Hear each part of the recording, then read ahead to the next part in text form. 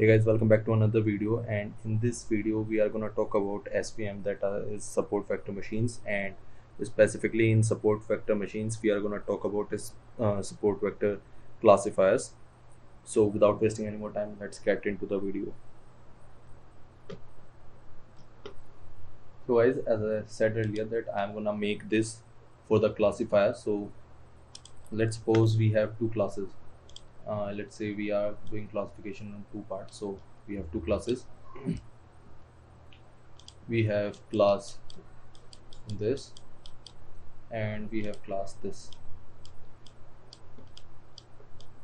Okay, so now as we have seen in the linear regression, what happens is that we are gonna draw a line in between them, and what it is going to do, it is going to detect, okay, if let's say if any point is this side of this line, then it is going to be 1, and if any point is this side of this line, then it is going to be 0. So it is good, it was performing good, very good, but now we had to make some changes, and the reason for that is because logistic regression can perform a multiple kind of can draw multiple kind of lines. One line is this, but another line can be like this, or another line can be like this, or there are literally infinite amount of possibilities that a logistic regression can draw a line to. So we do not want this. Let's suppose we are only considering this line.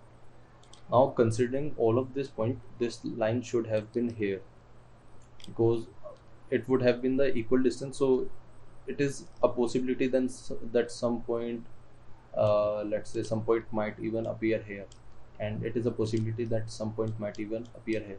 So the best line would have been if it was equally apart from both the classes. Okay, so this is the main intuition behind the support vector classifiers, and this is what we are gonna do in SVM, is that we are gonna make a hyperplane. This is called as hyperplane. And as we are right now dealing with 2D, so we are just drawing a 1D line. Okay, but if we will deal with 3D, then we are gonna draw a 2D plane. But I'm not gonna get into that because SVM is a little bit confusing topic, so I suggest you that you should understand it well. Now this is what we are gonna do, and there's one more change here. Is that we always considered a class as like 0 and 1, but in SVM specifically we are gonna consider a class as -1 and 1. So for our formulation, it is best to take the classes as -1 and +1. So for that we are gonna now on the basis of some formulas and some mathematical formula basically.